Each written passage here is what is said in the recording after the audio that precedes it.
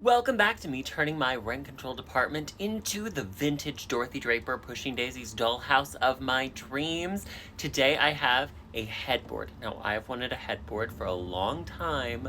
I actually had a headboard that I never liked that I ended up putting out at the curb for somebody to get because I was like, it's taking up space, and what I'm manifesting isn't going to come to me if I have something taking up space. So I did that, and the next day I found this in front of my building at the trash, so I brought it in. That was 3 months ago, by the way.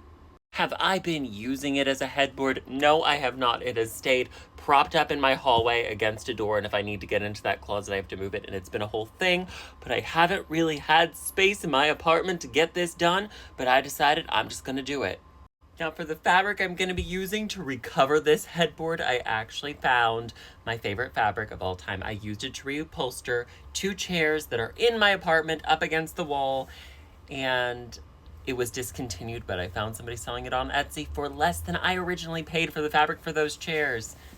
It is this beautiful hot air balloon fabric, and I love it. Some of you are going to think that's not going to go with this apartment. It is, because I said so, and I have a really good sense of what will work when layering patterns. I really do. Here has been the hiccup, and really why I haven't done this already. The fabric isn't wide enough to cover the entire headboard, so I got some rope from the bodega, and I cut up some scrap fabric from the velvet curtains that I used as a dust ruffle on my bed to make some piping. I don't have a piping foot, so this has been very difficult, and I still need to sew a lot more of it.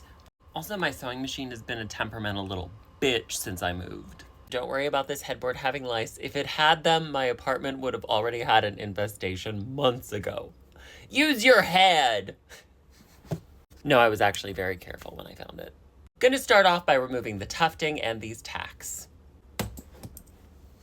I got all the tufts out, and now for the nail heads, which are proving to be exceedingly difficult. Crap headboard, I really thought this would be easy to take apart.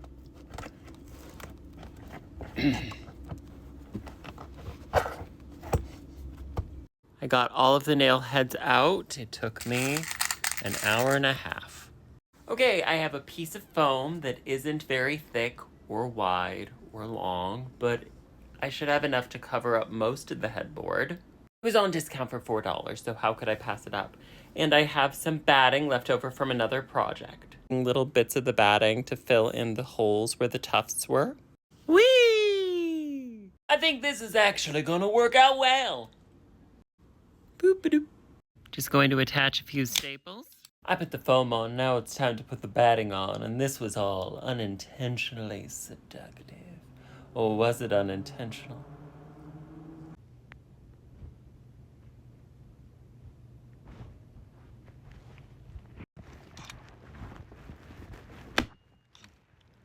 It's gonna look so good. Oh. To make the fabric big enough to fit, I am going to do the seam right here at its little scoopy divot, because I think that'll be a great place to be able to keep it straight. Look at how good it is. My sewing machine was being a crazy little bitch still, so I had to do a lot of hand sewing, which is why this is taking multiple days.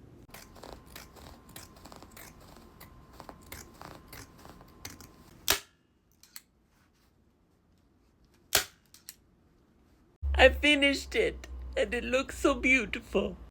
Look at that. Is it not glorious? Is it not magical? I told you the colors would work.